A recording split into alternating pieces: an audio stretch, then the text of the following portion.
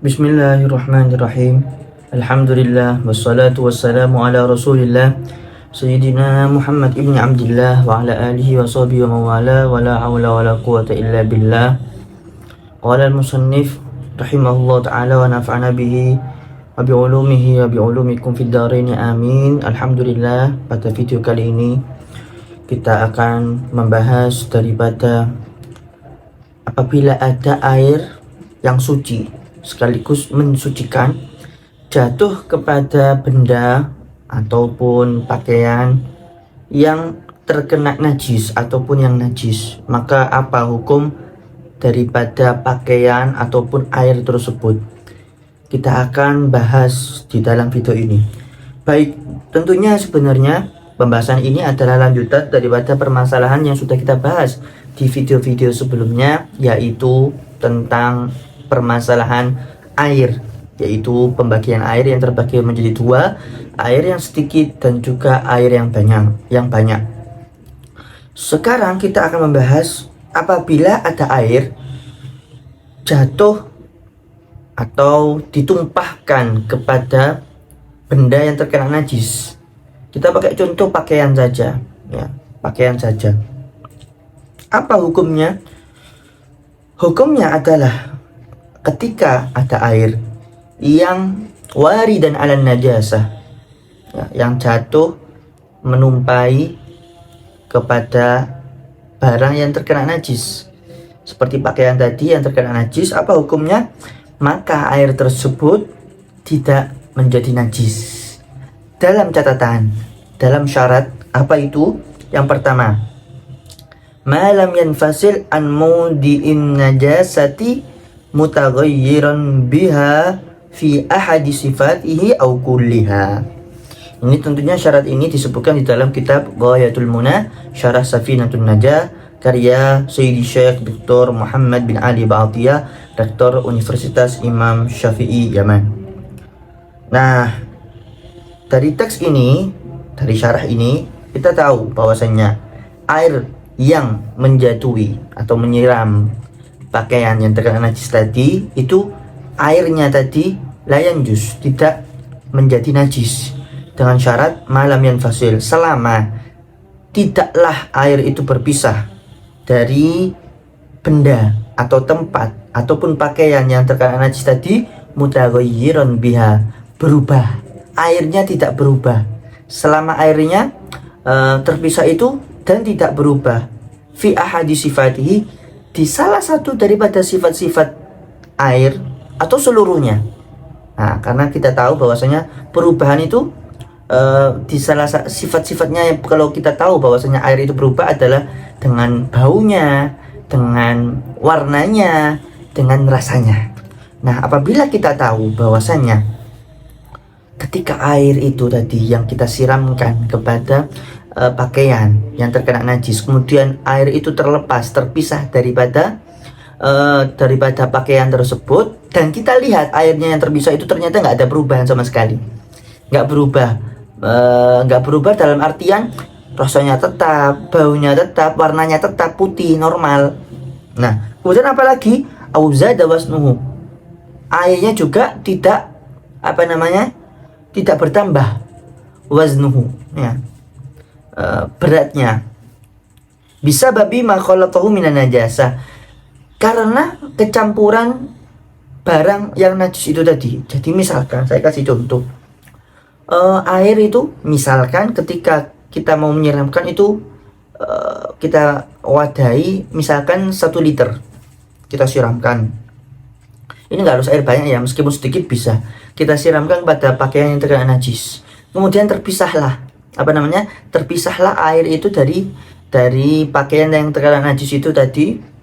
Dan terpisahnya airnya itu tetap 1 liter atau kurang, nggak bertambah, nggak menjadi 1 liter lebih atau 1 liter setengah, nggak, tetap 1 liter atau kurang. Kenapa demikian? Kalau lebih, otomatis kalau lebih itu tadi ada campuran najisnya. 1 liter kan airnya, kemudian kalau seandainya itu kecampuran sama najis, baik ada kencing lain yang di pakaian itu tadi ataupun kotoran, maka bertambah 1 liter lebih. Kalau sudah bertambah seperti itu, maka nggak suci lagi, menjadi najis. Kita bahas biar air itu tadi nggak najis itu gimana? Ya itu tadi, yang pertama nggak ada perubahan di dalam sifat-sifat airnya. Kemudian dan juga nggak bertambah berat atau liter airnya, nggak bertambah.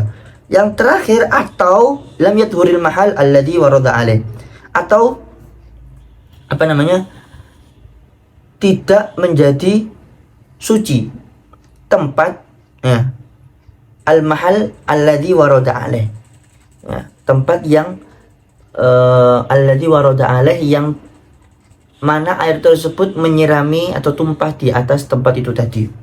Jadi kalau seandainya apa namanya, kalau seandainya kita sudah menyiramkan air yang suci, mensucikan itu kepada air yang menjadi najis, ya, menjadi kepada tempat yang najis itu tadi, seperti pakaian itu tadi, kita siram. Ya, yang pertama syaratnya apa? Nggak ada perubahan, ya, nggak ada perubahan. Nah, nggak ada perubahan airnya, sifat-sifatnya nggak berubah. Kemudian wazan liternya nggak bertambah. Kemudian dan tempat atau pakaian yang tadi asalnya dia apa namanya najis sudah berubah menjadi suci gara-gara kita siram dengan air itu tadi, ya, dengan kita siram itu tadi, air itu tadi.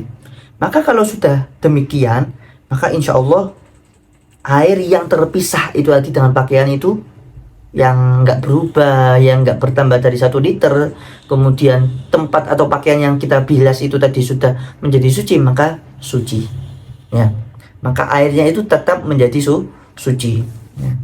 Layan jus tidak menjadi najis. Kenapa demikian? Alasannya itu adalah li'annahu idza warada 'ala najasati kana lahu quwwatun 'ala daf'iha.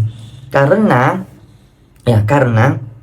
air apabila warada 'ala najasah, apabila datang kepada najis, jadi airnya yang mendatangi najis, kita siramkan air kepada najis, itu karena lahu quwwah ala daf'iha, airnya itu memiliki kekuatan tersendiri untuk mencegah najis itu tadi, menghilangkan najis, ya.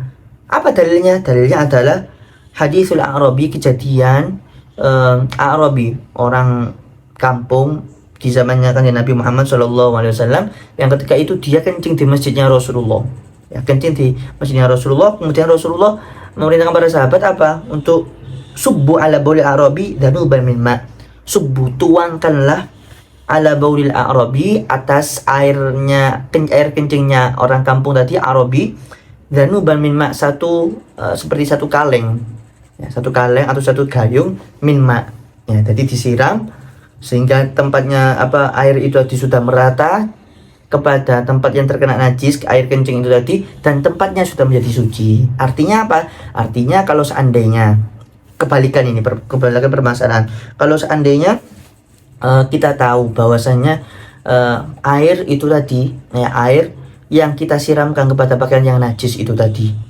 ya, bila salah satu saja gak terpenuhi syaratnya, apa itu? Misalkan salah satu airnya berubah, setelah kita siramkan pada air yang najis itu, ternyata airnya berubah apa? Berubah menjadi keruh, terus baunya berubah, warnanya berubah.